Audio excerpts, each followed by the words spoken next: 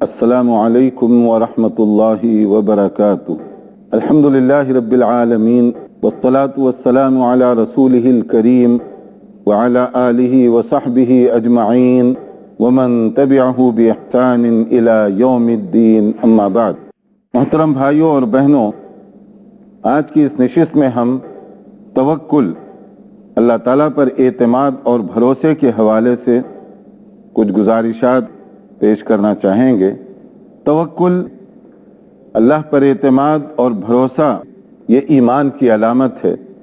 یہ ایک مومن کے لیے باعث نجات ہے اور ایک مسلمان کے لیے باعث سکون اور راحت ہے کہ اگر وہ یہ اعتماد کرے کہ اللہ تعالیٰ میرا کارساز ہے اور اللہ تعالیٰ میری مدد کرنے والا ہے، اگر اس کا اللہ تعالیٰ پر یقین ہو جائے تو بہت ساری پریشانیوں اور الجھنوں سے وہ اپنے آپ کو بچا سکتا ہے۔ اور اہل ایمان اللہ تعالیٰ پر حد درجے یقین رکھتے ہیں کہ وہ قادر مطلق ہے اور انسان عاجز مطلق ہے۔ قادر مطلق جب چاہے جو چاہے فیصلہ کر سکتا ہے۔ اس کے لیے اللہ رب العالمین کے لیے نہ اسباب رکاوٹ بنتے ہیں، نہ موسم رکاوٹ بنتا ہے، نہ زمانہ رکاوٹ بنتا ہے، نہ افراد رکاوٹ بنتے ہیں۔ اگر ایک مومن کا توکل ہو جائے اللہ پر جیسے ہونا چاہیے تو اسے سکون بھی ملے گا اور اس کی وجہ سے وہ کامیابی کی منازل بھی طے کر سکے گا۔ توکل کے کیا فائدے ہوتے ہیں؟ قرآن کریم سورہ آل عمران کی ایک مشہور آیت ہے 173، اس کو آپ دیکھیے۔ ان الناس قد جمعوا لكم فاخشوهم فزادهم ایمانا وقالوا حسبنا اللہ ونعم الوکیل۔ مومنانہ انداز کیا ہوتا ہے کہ جب انہیں بتایا گیا کہ دشمنوں کی یلغار ہونے والی ہے، چاروں طرف سے وہ جم رہے ہیں تاکہ ایک مشت تم پر حملہ کریں، تو کیا کہا انہوں نے؟ حسبنا اللہ ونعم الوکیل، ہمارا بھروسہ اعتماد اللہ تعالیٰ پر ہے اور اس سے زیادہ بہتر اور کون کارساز ہو سکتا ہے، وہی مدد کرنے والا ہے۔ اور انبیاء اکرام علیہم السلام کی زندگیوں میں جگہ جگہ قدم قدم پر آپ اسی توکل کو دیکھیں گے۔ حسبنا اللہ ونعم الوکیل، یہ جگہ جگہ آپ کو دکھائی دے گا اور یہ ایمان کا ایک حصہ ہے کہ اللہ تعالیٰ پر ہمارا اس قدر یقین ہونا چاہیے۔ حضرت ابراہیم علیہ السلام، ان کی ساری زندگی آپ دیکھیے، جب انہیں آگ میں ڈالا جا رہا تھا انہیں معلوم تھا کہ آگ انسان کو کیا کرتی ہے، لیکن حسبنا اللہ ونعم الوکیل، یہ اتنا یقین تھا کہ اللہ تعالیٰ میری مدد کرنے والا ہے، وہی کارساز ہے اور وہ کافی ہے میرے لیے۔ اس کے بعد ویسے ہی ہوا، یہ یقین تھا کہ اس کے بعد آگ کی جلانے کی صلاحیت ختم ہو گئی۔ اللہ تعالیٰ کی طرف سے آگ کو حضرت ابراہیم علیہ السلام کے حق میں گل و گلزار بنا دیا گیا۔ حالانکہ آگ جلاتی ہے مگر حسبنا اللہ جو ہے وہاں پر، اور حضرت ابراہیم علیہ السلام محفوظ حالت میں باہر نکل آئے۔ پھر ان کے لیے یہ حکم نامہ جاری کیا گیا کہ تم وطن چھوڑ کر چلے جاؤ، دیش سے نکالا گیا۔ حضرت ابراہیم علیہ السلام اس کے لیے بھی تیار ہو گئے۔ وہی حسبنا اللہ ونعم الوکیل کہ اللہ تعالیٰ پر میرا بھروسہ ہے، وہی میری رہنمائی کرے گا۔ انی ذاہب الی ربی سیہدین، یہ یقین تھا کہ اللہ تعالیٰ مجھے ضائع نہیں ہونے دے گا، میں اللہ کے لیے تو کر رہا ہوں یہ سب کچھ۔ روانہ ہوئے تو اللہ تعالیٰ نے انہیں لا کر مکہ مکرمہ میں بسایا، ان کے بچوں کو، اور وہاں سے ایک نئی تاریخ رقم ہوئی کہ حضرت ابراہیم اور ان کے چھوٹے سے کنبے کو اللہ تعالیٰ نے کس طریقے سے وہاں پر محفوظ فرمایا۔ نہ صرف محفوظ فرمایا بلکہ ان کی شان اور عظمت کتنی اونچی اور کتنی بلند ہو گئی۔ یہ حسبنا اللہ ونعم الوکیل ہے کہ اللہ پر اعتماد، اللہ پر بھروسہ، تو اللہ تعالیٰ ضائع تھوڑی ہونے دے گا۔ موسیٰ علیہ السلام کو دیکھیے، وہ فرعون جیسے ظالم و جابر کے دربار میں بلا خطر گھس گئے، اس کے سامنے کلمہ حق پیش فرمایا، اس کے بعد اس کی طرف سے جو مخالفت ہوئی اس کو بھی برداشت کیا، اپنی قوم کو لے کر نکل رہے تھے، تو جس راستے پر وہ چل پڑے اس راستے کا اینڈ ہو رہا تھا سمندر پر۔ اب فرعون کو جب معلوم ہوا وہ اپنے لشکر کے ساتھ غیظ و غضب میں پاگل ہوا جا رہا تھا کہ موسیٰ علیہ السلام اور مٹھی بھر جماعت ہمارے لیے پریشانی کا سبب بن رہی ہے، لہٰذا ہم ان کو ختم کر دیں گے۔ اس جذبے سے وہ نکلا اور ان کو فالو کر رہا تھا۔ ایک موڑ پر جب وہ پہنچے تو سامنے سمندر، پیچھے فوج۔ اب موسیٰ علیہ السلام کے ساتھیوں نے وہاں کہا، موسیٰ یہ تم نے کیا کیا کہ اگر ہم پیچھے مڑتے ہیں تو فوج ہمیں قیمہ قیمہ کر دے گی، بوٹی بوٹی کر دے گی، اور اگر آگے بڑھتے ہیں تو سمندر ہمارے آگے ہے۔ اس سے تو بہتر تھا کہ ہم وہیں پر رہتے، ظلم و ستم برداشت کرتے، زندہ تو تھے۔ اس وقت نبی کا ایمان دیکھیے، حضرت موسیٰ بھی وہی منظر دیکھ رہے تھے مگر مومنانہ انداز۔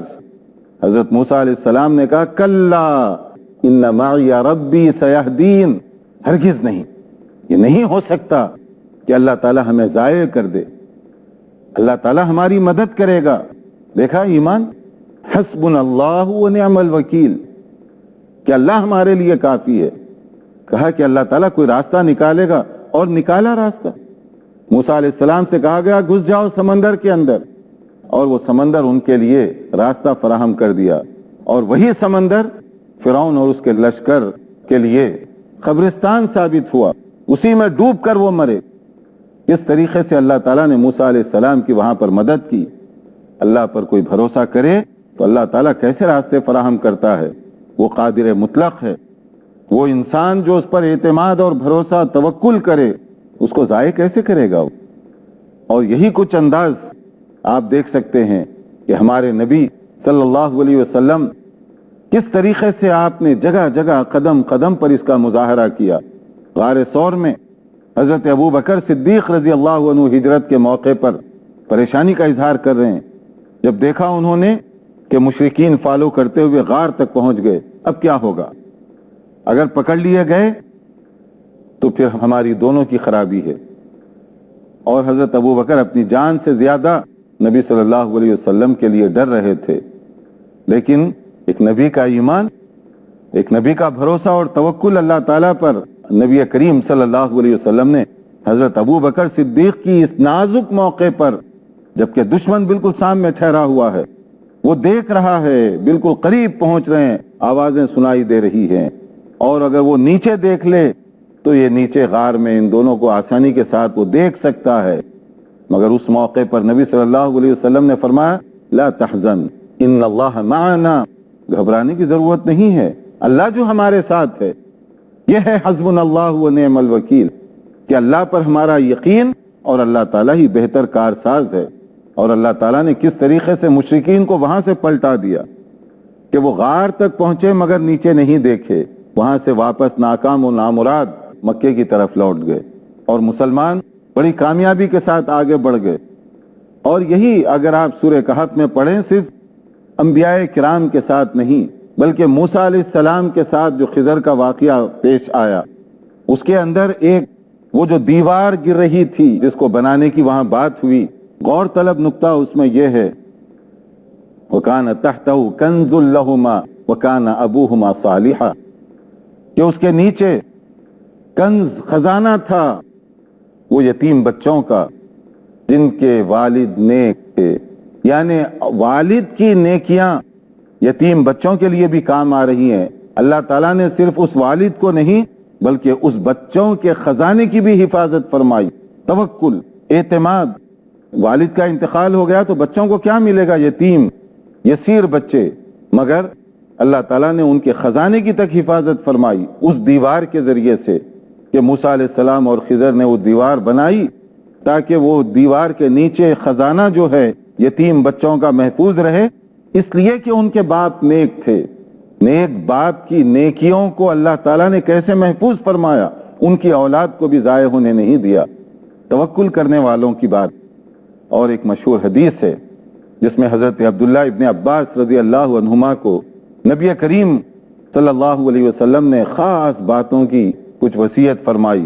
ان میں ایک یہ ہے، احفظ اللہ یحفظک، احفظ اللہ تجدہ تجاہک، کہ بچے تم اللہ کی حفاظت کرو، مطلب اللہ کے دین کی حفاظت کرو، اللہ تعالیٰ تمہاری حفاظت کرے گا۔ اور اگر تم اللہ کے دین کی حفاظت کرو گے تو ایسے پاؤ گے جیسے ہر جگہ اللہ تمہارے ساتھ ساتھ ہے، تمہیں ضائع نہیں ہونے دے گا۔ اللہ ساتھ ہے یعنی اللہ کی مدد ساتھ ہے، اللہ تعالیٰ تمہیں کبھی کسی مرحلے پر ضائع ہونے نہیں دے گا۔ حضرت عبداللہ ابن عباس رضی اللہ عنہما کو یہ خصوصی تاکید اور وصیت فرمائی جا رہی ہے نبی کریم صلی اللہ علیہ وآلہ وسلم کی جانب سے۔ تو مطلب یہ ہے کہ یہ جو توکل کا فائدہ ہے، اللہ پر بھروسہ، اعتماد، اس کا فائدہ ہر جگہ آپ دیکھ سکتے ہیں۔ اور جو انبیاء کرام کے بعد نیک اور متقی پرہیزگار لوگ ہیں، وہ کس طریقے سے اللہ تعالیٰ پر بھروسہ کرتے ہیں، کس طریقے سے اللہ تعالیٰ پر توکل کرتے ہیں۔ یہاں پر ہم ایک اور بات بھی بتانا ضروری سمجھتے ہیں کہ توکل کا مطلب جو ہماری سوسائٹی میں رائج ہو گیا ہے کہ توکل کا مطلب اسباب، وسائل، سورسز اس کو استعمال نہ کریں، یہ غیر اسلامی تصور ہے، یہ غلط۔ اگر یہی بات ہوتی تو رسول اکرم صلی اللہ علیہ وسلم کو غزوہ بدر کے موقع پر مدینہ منورہ چھوڑ کر اتنا دور کا سفر نہیں کرنا پڑتا۔ غزوہ احد کے موقع پر آپ نے جنگ، اس کی جو تدبیر ہے وہ کی، حتیٰ کہ ایک پہاڑی درے کے اندر آپ نے خطرہ محسوس کیا تو وہاں 50 صحابہ کرام کو متعین فرما دیا۔ جنگ خندق کے موقع پر، غزوہ خندق کے موقع پر مدینہ منورہ کے حساس علاقوں میں ایسا بڑا گڑھا کھدوا دیا گیا تاکہ آسانی سے وہ کراس کر کے اندر نہ آ سکیں۔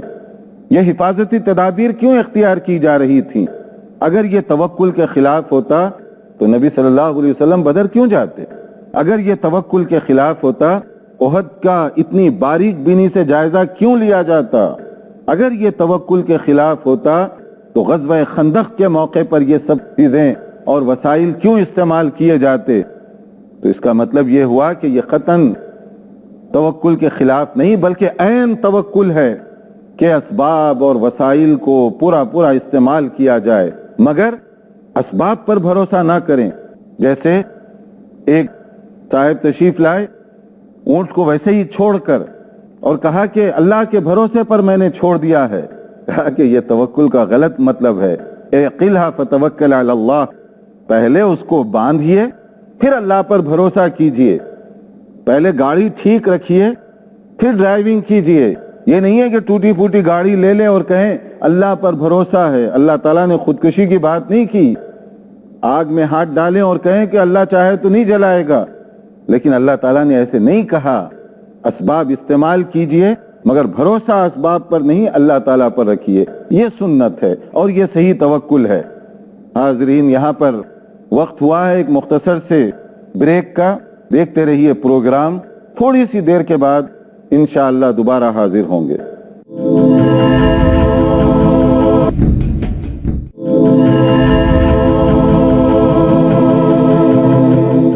السلام علیکم ورحمۃ اللہ وبرکاتہ۔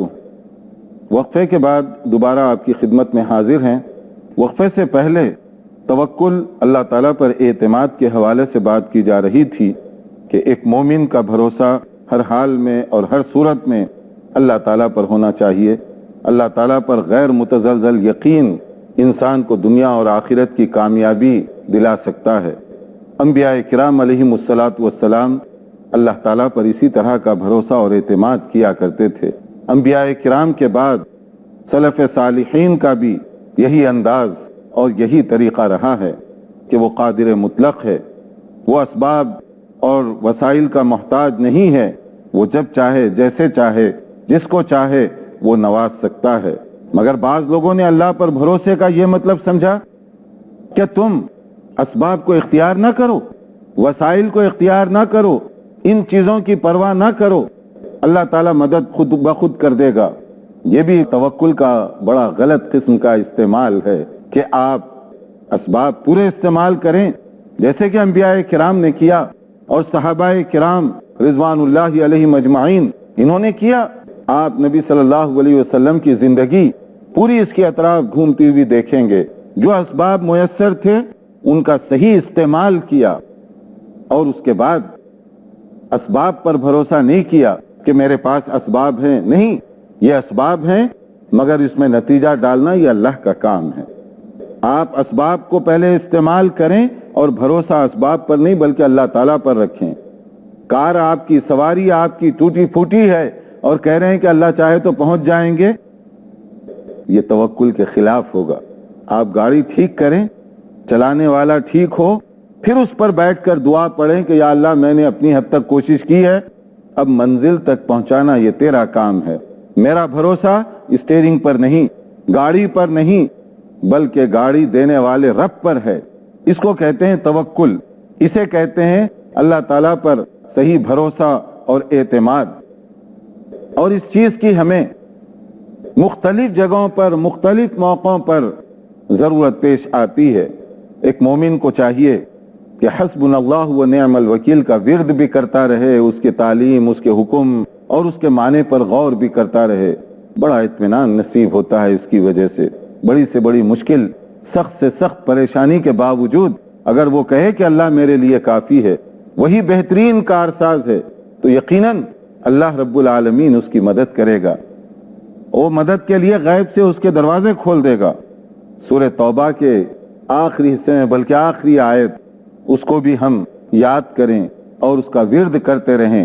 حسبی اللہ لا الہ الا هو علیہ توکلت وہو رب العرش العظیم، کہ اللہ کافی ہے میرے لیے، جس کے علاوہ کوئی معبود نہیں ہے کسی بھی معنوں میں، میرا اسی پر اعتماد ہے. علیہ توکلت، میرا بھروسہ توکل اسی پر ہے جو عرش عظیم کا مالک ہے. یعنی اللہ تعالیٰ کی قدرت کوئی معمولی قدرت نہیں، وہ عرش عظیم کا مالک ہے. کائنات پوری کی پوری اس کے کنٹرول میں ہے. جب اتنا بڑا رب، اتنی بڑی طاقت اور قدرت کا رب، اس پر اگر میرا بھروسہ ہو تو پھر مجھے کیا غم ہو سکتا ہے، مجھے کس کا ڈر ہو سکتا ہے. تو اس آیت کریمہ کو بھی ہمیں پڑھتے رہنا چاہیے. خاص طور پر جیسے حدیث میں بتایا گیا، صبح اور شام 7 مرتبہ آدمی اس کو پڑھے. اور اگر اس کے ساتھ ایک اور چیز، بسم اللہ الذی لا یضر مع اسمہ شیء فی الارض ولا فی السماء وہو السمیع العلیم، کہ اللہ تعالیٰ کے نام سے کوئی چیز مجھے زمین و آسمان کی نقصان نہیں پہنچا سکتی.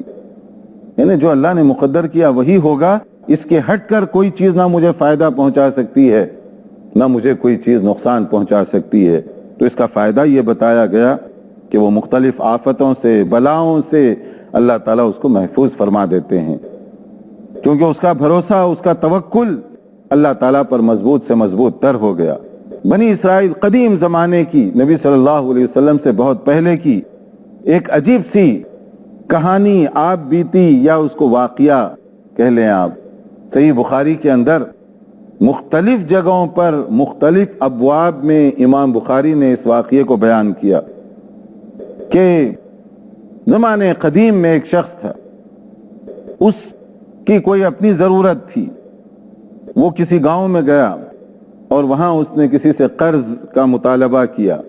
تو اس نے کہا کہ کوئی ضمانت، کوئی جاننے والا، کوئی گارنٹر کس بنیاد پر میں دوں تم کو؟ تو اس نے کہا کہ بھائی مجھے سخت ضرورت ہے اور میں کسی کی گارنٹی تو ابھی نہیں لا سکتا، لیکن اللہ رب العالمین کی گارنٹی دیتا ہوں میں. خیر کا زمانہ تھا، اس نے اللہ کا حوالہ دیا. وہ بھی نیک دل آدمی تھا، اس نے اس کو قبول کر لیا کہ ٹھیک ہے، جب تم نے اللہ تعالیٰ کا حوالہ دیا ہے تو میں دیتا ہوں تم کو. وہ چلا گیا. اس کی نیت صادق تھی کہ میں جو لے رہا ہوں وقت مقررہ سے پہلے اس کو دے دوں گا میں واپس. اپنا کام اس کا پورا ہو گیا. مگر اتفاق کی بات ہے وہ دریا کے پار رہتا تھا. اس کا آخری جو دن دینے کا، پیمنٹ کرنے کا تھا، تو اتفاق کی بات ہے کہ دریا میں طغیانی آ گئی. اب وہ وہاں جا نہیں سکتا تھا. اب بڑا پریشان ہوا کہ میں کیا کروں، کیونکہ اگر میں نہ دوں تو جھوٹا ثابت ہوں گا، اور اللہ کے نام پر مجھے دیا ہے تو میں اللہ تعالیٰ کا جو ریفرنس میں نے استعمال کیا اس کو کسی طریقے سے خراب ہونے نہیں دوں گا. بڑی کوشش کی اس نے، لیکن چونکہ طغیانی اتنی تھی کہ وہ کشتی کے ذریعے پار نہیں ہو سکتا تھا، وہاں تک نہیں پہنچ سکتا تھا. اور دوسری طرف وہ آدمی آ کر ٹھہرا کہ شاید وہ کشتی میں یا کسی طرح آئے اور میرا پیسہ واپس کر دے. لیکن وہ دیکھا جب سورج ڈوب رہا ہے کوئی چیز نہیں آئی. اب اس کا تھوڑی سی تکلیف ہوئی کہ اس نے اللہ کا حوالہ دیا، اللہ کا نام لے کر لیا قرض، اور بر وقت واپس نہیں کیا. آج کا وعدہ تھا تو بڑا اس کے ذہن و دماغ میں خیالات آ رہے تھے. اتنے میں اس نے ایک فیصلہ کیا، یعنی ادھر لینے والا آیا ہوا ہے، ادھر دینے والا تڑپ رہا ہے، راستہ جانے کا بند ہے. تو اس نے اس میں یہ کیا کہ اپنے کچھ درہم جو ہیں، جو بھی جتنے باقی تھے، ایک درخت کی لکڑی لے کر اس میں سوراخ کیا ایک خاص طریقے سے، اور اس کے اندر وہ درہم رکھ دیے، اور اس کے بعد اس کو بند کر دیا. بند کر کے اللہ کا نام لے کر کہ یا اللہ، میں نے تیرا حوالہ دے کر یہ قرض لیا ہے، اگر تو چاہے تو یہ لکڑی اس تک پہنچا سکتا ہے. یہ لکڑی اس نے ڈال دی اس کے اندر، اور دریا میں چونکہ طغیانی تھی وہ لکڑی بہتی چلی گئی. اور وہ آدمی چونکہ وہاں کنارے ٹھہرا ہوا تھا، جب سورج غروب ہونے کو تھا بڑا مایوس ہوا، بہت افسوس ہوا اس کو کہ اس نے اللہ کا نام لیا اور لیکن واپس نہیں لایا پیسے.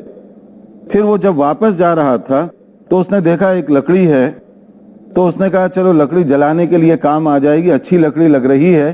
تو وہ لکڑی اٹھا لیا اور وہ لکڑی کندھے پر رکھ کر خیالات میں گم کہ مجھے دھوکا ہو گیا، اس نے بے ایمانی کی. اسی طرح سے وہ گھر پہنچ گیا. گھر پہنچنے کے بعد جب اس نے وہ لکڑی وہ کاٹی تو اس نے دیکھا اس میں سے تو درہم نکلے، اور وہ اتنے ہی تھے جتنے اس نے اس کو دیے تھے.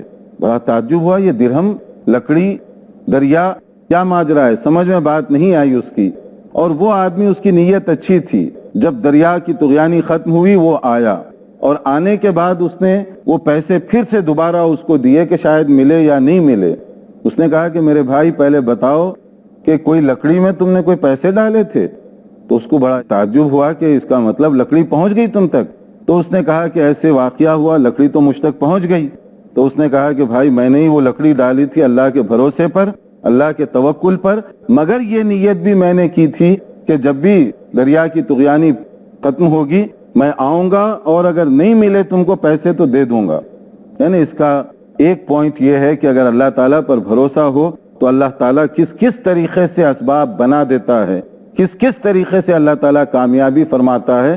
تو ایک مومن کے لیے ضروری ہے ہر صورت میں، ہر حال میں، ہر کام پر اللہ تعالیٰ کے ساتھ اس کا تعلق ہو، اللہ پر بھروسہ ہو. وہ مسبب الاسباب ہے. اللہ تعالیٰ سمجھنے اور عمل کرنے کی توفیق عطا فرمائے. والسلام علیکم ورحمۃ اللہ وبرکاتہ.